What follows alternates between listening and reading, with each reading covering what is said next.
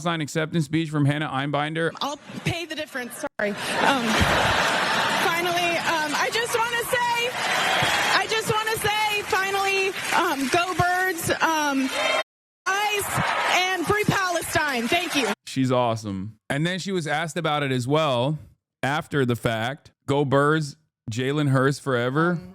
When you were up on stage, you talked about Palestine, and I know you signed a pledge too. Can you talk about that, please?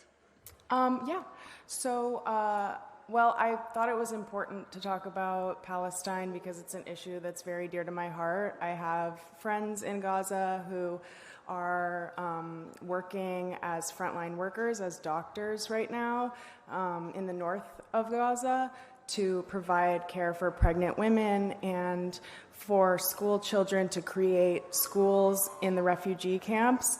And it's an issue that's really close to my heart for many reasons. I feel like it is my obligation as a Jewish person to distinguish Jews from the state of Israel because our religion and our culture is such an important and long-standing basically like institution that is really separate to this sort of ethno-nationalist state. And in terms of the pledge, it's like many movements, boycotting is an effective tool to create pressure on the powers that be. I promise you she's awesome. I bet she is. She's awesome. To meet the moment, you know. So the Film Workers for Palestine boycott does not boycott individuals. It only boycotts institutions that are directly complicit in the genocide. So, yeah, it's important to me, and I think it's an important measure, and so I was happy to be a part of it. Also, people are very mad. Classic. If you're wondering what Hannah Einbinder's red hand pin is all about, is glorifying terrorist Aziz Salha,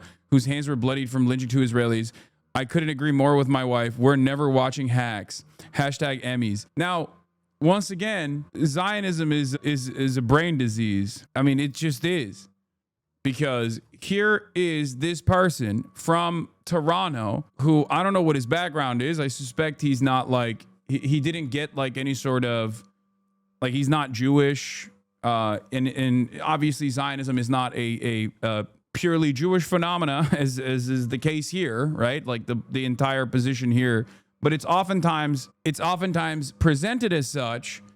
But here you have a dude who is from Toronto and not Jewish, yelling at a Jewish actress, yelling at a Jewish woman for saying that like Judaism and Zionism are not, they should not be conflated. That the ethno-religious project of Zionism is fascist. It's wrong.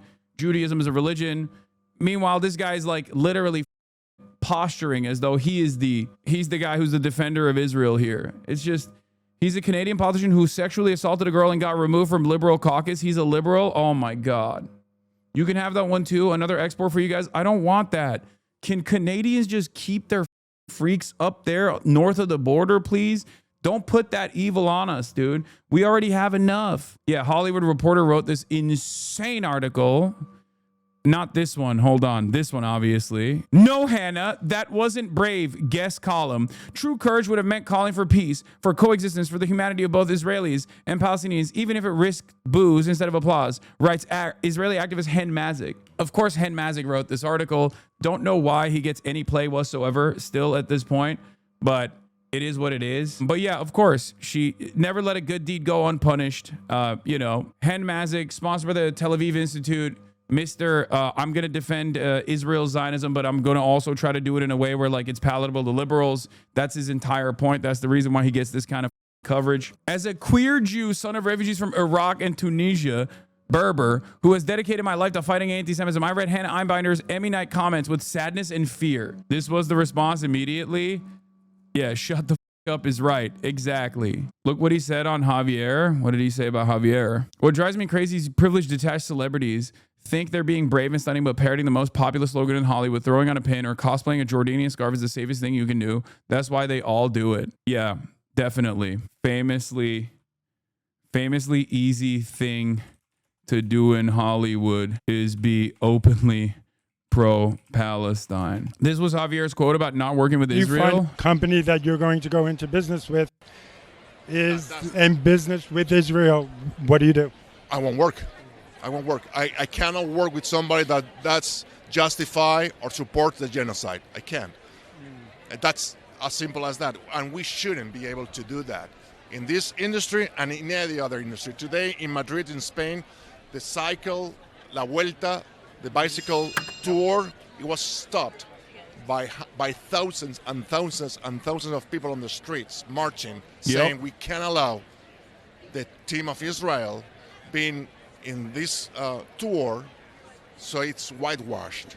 No, the world has changed, and what we are witnessing is a genocide, as I said in your show, in 4K alive on a daily basis. This has to stop. What the f does he want these celebrities to do? Join Hamas? I mean, they already think that these celebrities have officially and spiritually joined Hamas, if not literally joined Hamas for their anti-Israel sentiment. Remember? That's what they're saying about me as well. They've been hitting that note nonstop. Meanwhile, this is Paramount's response to the boycott.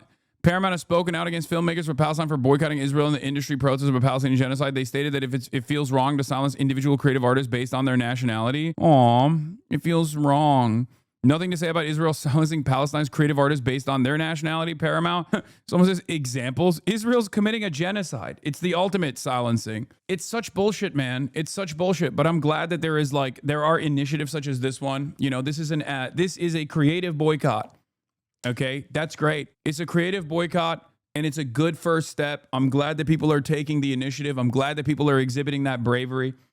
To say that this is this unimaginably sophisticated multi-billion-dollar propaganda apparatus it's easy to stand against that, especially in an industry like Hollywood. Like, do you guys not remember what happened post October 7? There was a megastar at Creative Artists Agency, which is one of the largest. It's the most successful and the largest agency on the planet. It's the largest Hollywood agency and the biggest Hollywood agency. It's the most famous Hollywood agency. It's them and WME. Okay? I've been rep by both in the past. And let me tell you, CAA and WME are the two top agencies in Hollywood and have been forever. Okay? Well, at least since CAA was created. And basically, there was a top agent at CAA that basically said, like, Israel's doing genocide. This is really messed up. And they tried to fire her. And the only way, the only reason why she wasn't fired was because Tom Cruise had to intervene. It was Aaron Sorkin's own agent. Aaron Sorkin dropped her. All of her clients dropped her. Okay? Tom Cruise, who is basically the guy, right? He is the god of Hollywood at this point. He had to intervene and say, this is not happening. You're out of your mind.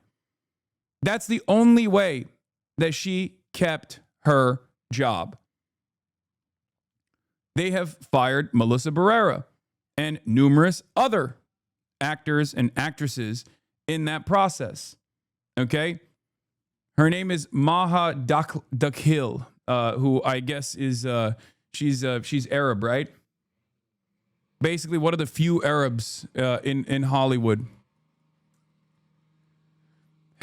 In any case, the notion that, like, this is an easy thing to do is ridiculous. If it was, a lot more people would do it. Even at this stage,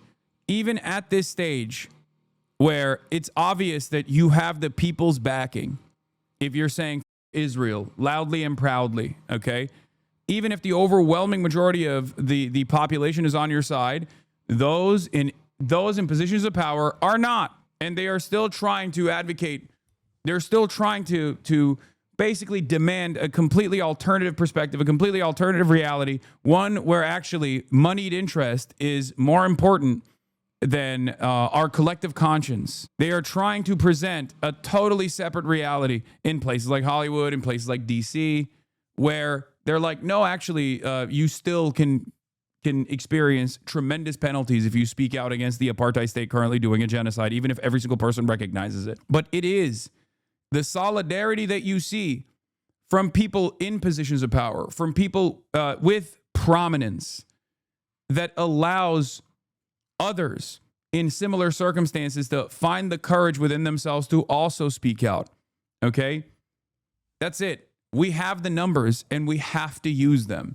We have the numbers and we have to use them. There's no other way out of this. Now, of course, Paramount is saying that because they're like super, super duper pro-Israel, Oracle, the Ellisons, obviously. Larry Ellison just passed Elon Musk to become the world's richest person. He's donated millions to a foreign army, the IDF, and other Israel causes. Elon obviously is also super pro-Israel as well. Now his equally fanatical pro-Israel son is buying Paramount and CBS for Barry Weiss to run and trying to do the same for CNN. I'm rarely impressed with celebrity displays of solidarity, not due to suspicions of opportunism or whatnot, but because so often they're painfully timid and hesitant, concealing their political stances with euphemisms, or softening them with disclaimers on both sidism, or refusing to name the perpetrators. These silly linguistic tricks meant to appease all sides end up rendering well-intentioned gestures hollow and perfunctory. Such reticence does nothing to raise the ceiling and is a complete waste of social capital.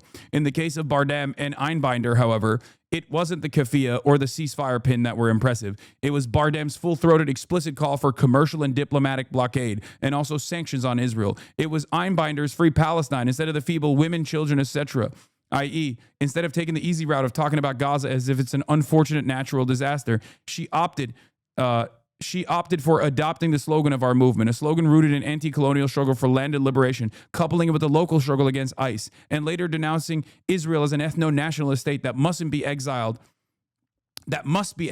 outside of American Jewry.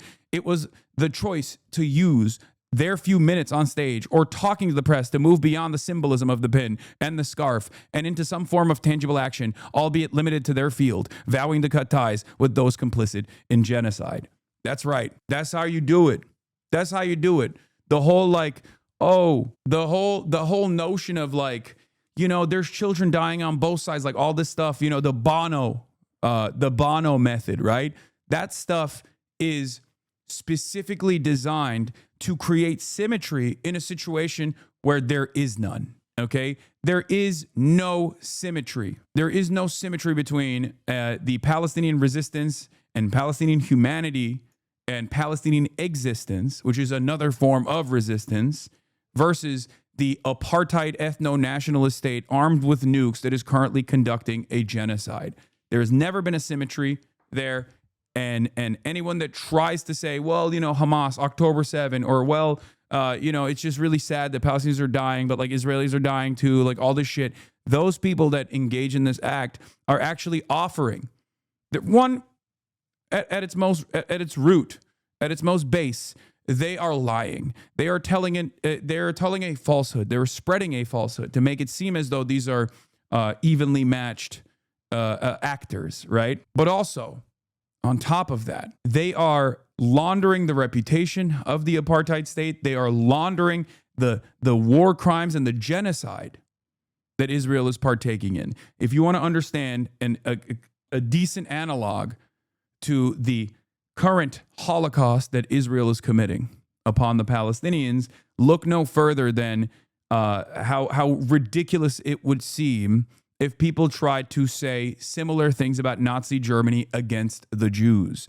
If someone were to make it seem as though there's any symmetry between Jewish partisans and Jews as a whole in Nazi Germany, you would understand. You can, hopefully, that will help you understand why there is no symmetry there. Okay, these are both genocide. Have you seen Adolescents? No, because as you guys know, I'm not woke. I'm anti-woke, and that seems like a woke show. And so are the Emmys. That's right, everybody. Remember, if you are, planning my assassination, you will be killing another right-wing figure if you do that, okay? And that's not good. They're coming after me because they're coming after you. I'm just in the way, brother. I love Donald Trump. Please get off my back. I love Donald Trump. He's the best.